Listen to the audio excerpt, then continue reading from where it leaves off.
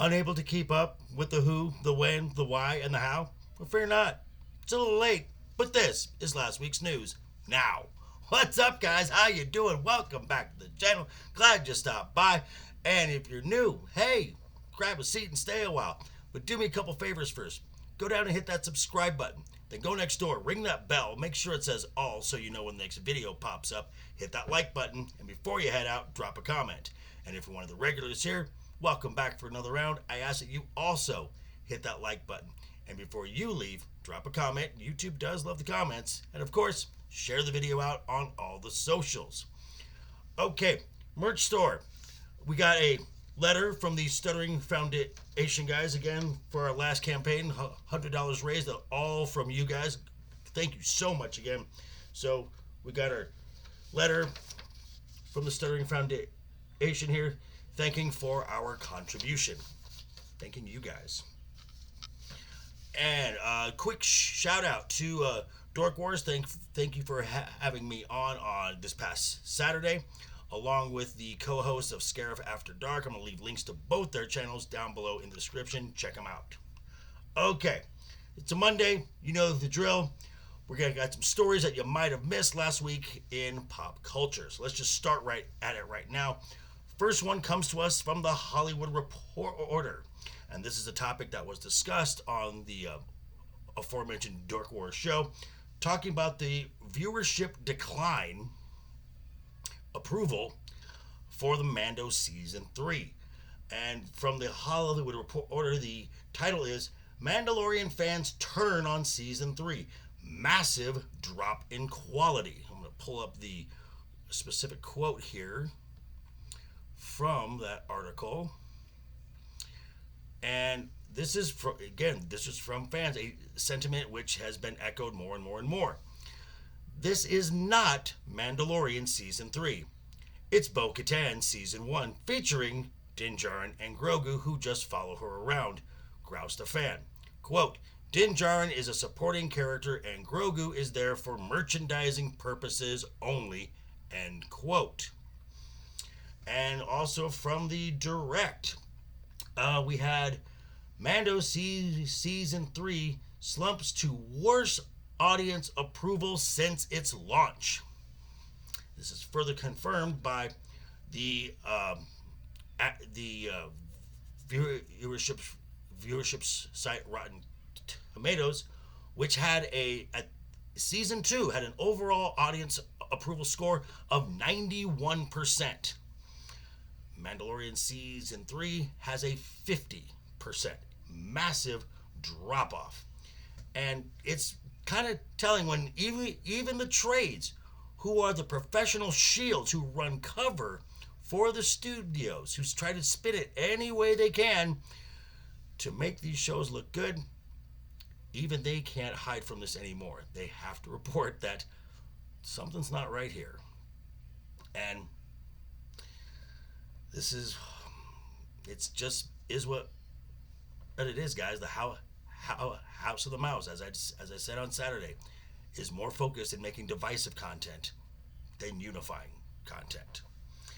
Speaking of the House of Mouse, we're not gonna go to the House of Mouse yet, but don't worry, it's coming. We're gonna switch over to the DCU. That's right, James Gunn and Warner Brothers. As the from Collider, we have the cast of the Creature Commandos. This is an animated series that is going to cross over into live action. So we have the cast of the main cast, and one of the ones we have Frank Grillo. You would know him from the Marvel films as Rumlow, aka Crossbones. We have Maria Bakalova, who recently is the voice of Cosmo the Space Dog in the Guardians franchise. We have Idira Varma. You would know her as Alaria Sand, and most recently from the Kenobi series. We have Zoe Chow. We have Alan Tudyk, great choice, who a lot of folks know as K2SO from Star Wars. We have David Harbour, who you might know as Red Guardian from the Black Widow film, and of course Sean Gunn, who is James Gunn's brother. Now these the voice actors are also like I said, are also slotted to be the live action versions of these as well. I'm just saying, we see a lot of former Disney actors there. Just saying.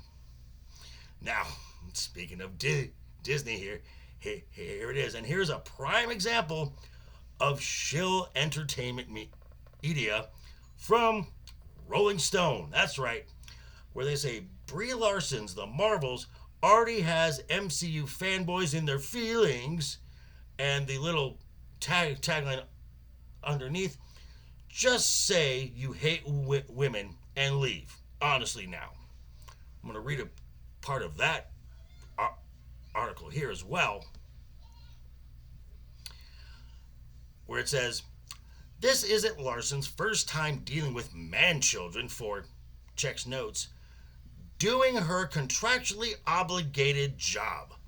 Even before Captain Marvel premiered, the movie site Rotten Tomatoes had to update its entire policy in an attempt to prevent angry male fans from review bombing the film before anyone saw it.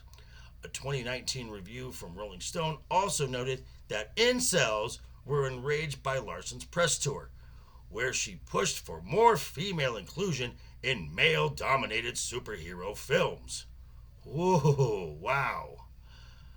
Oh. Projection much? Yeah. And true story, Captain Marvel did make $1 billion plus at the box office, sandwiched in between the two most anticipated sequels of all time. Make no mistake. And if you think The Marvels is going to come close to that, going up against part 2 of Dune, let me know how that will work.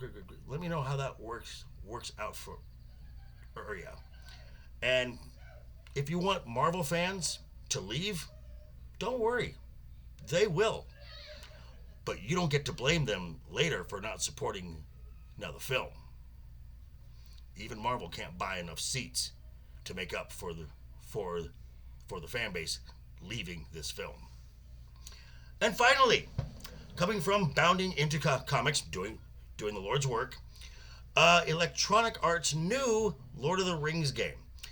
Lord of the Rings, Heroes of Middle-earth promises more diversity and inclusive Middle-earth.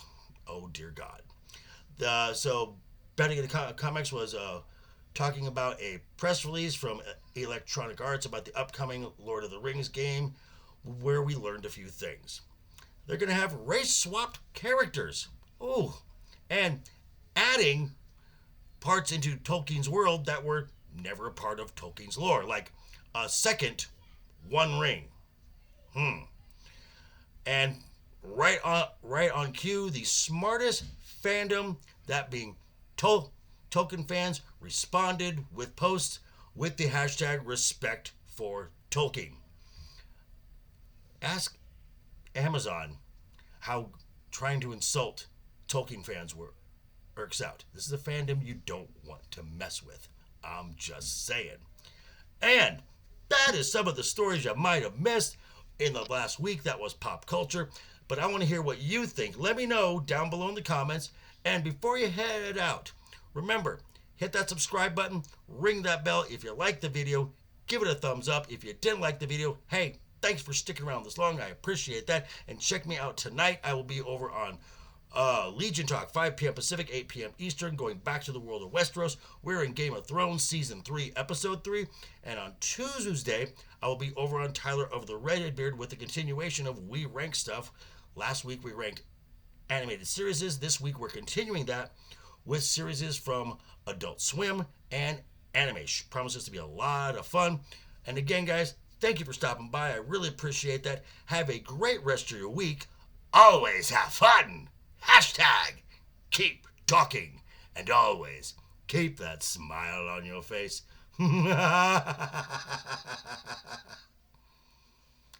Toodles.